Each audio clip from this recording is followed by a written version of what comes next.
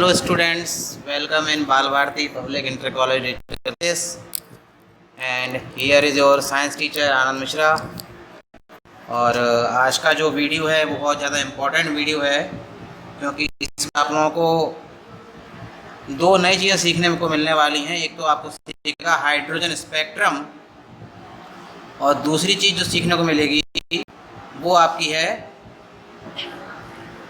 Orbital और orbits क्या होते हैं। ऑर्बिटल और ऑर्बिट्स के नाम बता दूं, लेकिन अभी सबसे मैं आपको बता रहा हूँ जो आपको डायग्राम दिख रहा है स्क्रीन पर।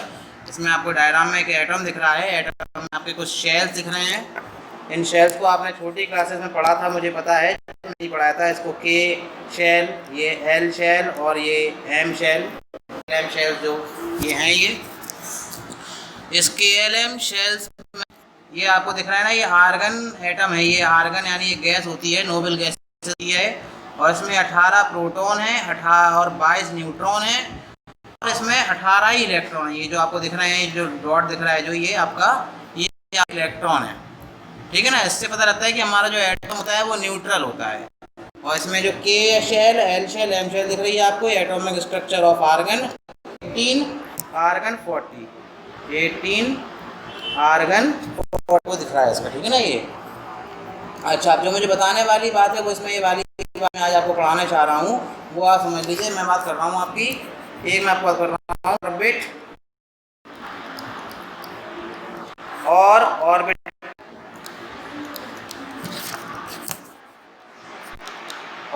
के बारे में। ऑर्बिट और ऑर्बिटल के बारे में बात करने से पहले सबसे पहले एक चीज़ समझ लीजिए। ऑर्बिट होती है वो होती है कक्षा, हिंदी में जरूर समझेंगे बात वाली बात, कक्षा। और ऑर्बिटल जो होती है वो होती है कक्षक। क्या होती है? कक्षक होता है। क्या होता है? ध्यान रखने वाली बात कि ऑर्बिट होती है कक्षा और ऑर्बिटल होती है कक्षक, ठीक है। इसके बाद आप ध्यान से देखेंगे, इसके बाद मैं आपको बता रहा हूँ जो हमारी कक्षा होती है वो कौन सी होती है। के होती है, एल होती है, एम होती है, एन होती है, ओ होती है, पी होती है और भी आगे हो सकती हैं। लेकिन कक्षक के बारे में जो पाएंगे, कक्षक में जो हमारे होते हैं एस होते हैं, एस ऑर्बिटल्स, पी ऑर्बिटल्स होते हैं, डी ऑर्बिटल्स होते हैं और एफ ऑर्बिटल्स होते हैं। ये आपको समझना है, ठीक है। इसके बारे में आपको बता दूं कि जो मैंने बताया था कि जो एस होता है, एस में सिर्फ एक ऑर्बिटल होता है। जो एफ शेल होते हैं उसमें एक ऑर्बिटल होता है। जो उसके बाद एस के बाद जो आते हैं उसमें 3 ऑर्बिटल्स होते हैं, 3, उसमें 3 ऑर्बिटल्स होते हैं। और जो आपका डी होता है, डी वाला, डी में 5 ऑर्बिटल्स होते हैं। ध्यान से लिख लेना, वो 5 होते हैं, 1 2 3 4 5। और जो एफ होता है, एफ में 7 होते हैं। कितने? 7 होते हैं। ध्यान रखना है अपन को ये वाली बात कि इसमें 7 इसमें होते हैं, 1 2 3 4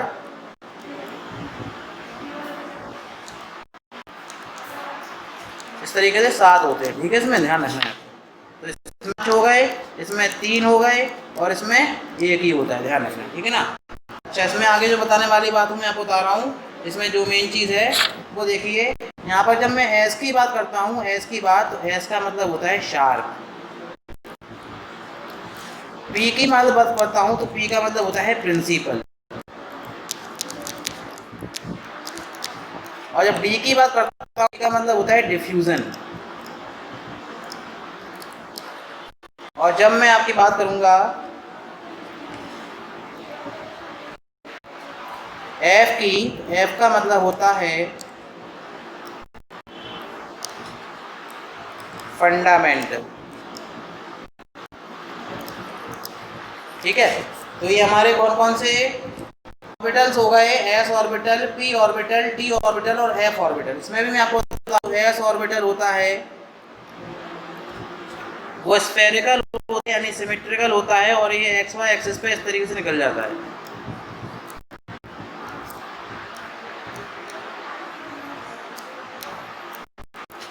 जो हमारा इसमें 2 इलेक्ट्रॉन होते हैं जो इस तरीके से फिल्ड अप होते हैं, 1 इलेक्ट्रॉन और 2 इलेक्ट्रॉन, यहाँ पे 2 इलेक्ट्रॉन्स हो गए।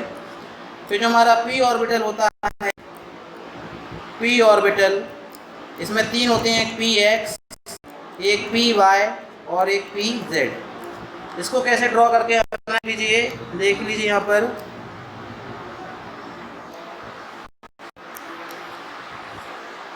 ये एक्स एक्सिस होती है, ये वाई एक्सिस, ये आपकी जेड एक्सिस।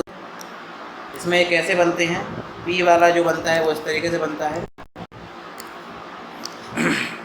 ये देखिए, ये हमारी पी एक्सिस है, ये एक्स हो गई, और ये हमारी वाई एक्सिस हो गई, और ये वाली हमारी जेड एक्सिस हो गई। ठीक है, इस वीडियो में आगे थोड़ा सा ध्यान से मैं आपको बताने वाला हूँ। जो मेन चीज़ जो मैं आपको बताने वाला हूँ वो भी आपको बता दूँ। इसमें डी वाला ही बता रहा हूँ मैं। डी में तो मैंने आपको बताया कि पी में यहाँ पर आपके कितने इलेक्ट्रॉन हो गए, 3 ऑर्बिटल हो गए। 3 ऑर्बिटल कक्षा के साथ इसमें 2-2 इलेक्ट्रॉन होते हैं, 2 इलेक्ट्रॉन, 3, 4, 5 और 6, यानी टोटल हो गए 6 इलेक्ट्रॉन। ठीक है, इसके बारे में बात करते हैं हम डी की। इनके डी के बिना आपको याद पढ़ेंगे, इसका स्ट्रक्चर नहीं आता है 11th क्लास में, क्योंकि ये बहुत टफ है और आपको हायर स्टडी में पढ़ेगा। तो ये डी में आपके हो गए 5।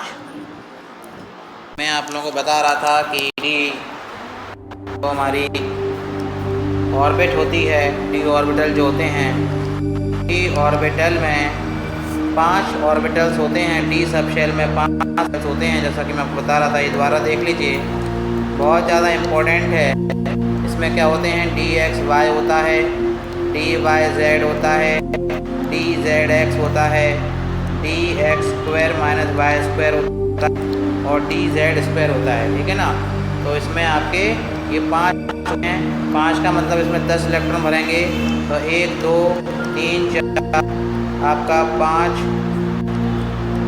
6 7 और ये 9 10, तो टोटल आपके 10 इलेक्ट्रॉन यहाँ पर हो गए। ठीक है ना, इसके बाद जो मैं आपको बताने वाला हूँ वो बहुत मेन इम्पोर्टेंट है। ठीक है, इसके बाद आप देखेंगे।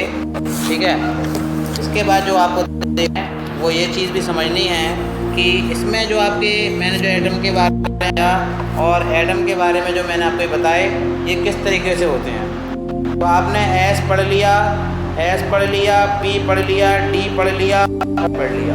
ये हुंड रूल के अकॉर्डिंग भरे जाते हैं। कौन से भरे जाते हैं, हुंड रूल के अकॉर्डिंग हैं। Hund rule of maximum, Hund rule of maximum multiplicity,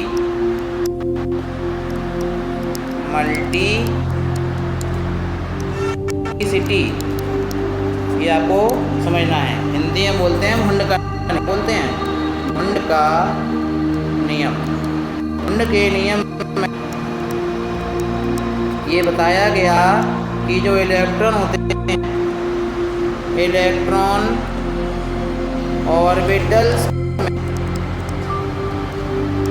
orbitals में पहले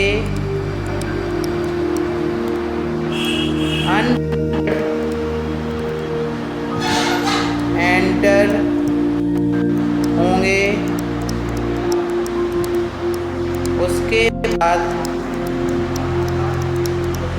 उसके बाद पेयर्ड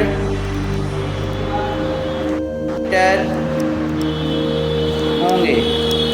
एग्जाम्पल मैं आ रहा हूँ इसका बहुत अच्छे से देखिए। मान के चलिए आपको पी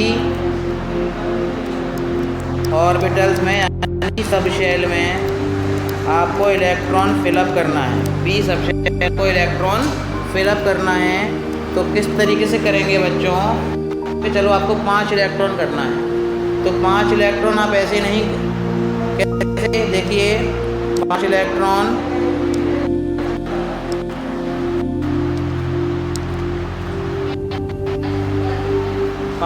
कैसे करेंगे देखिए ध्यान से।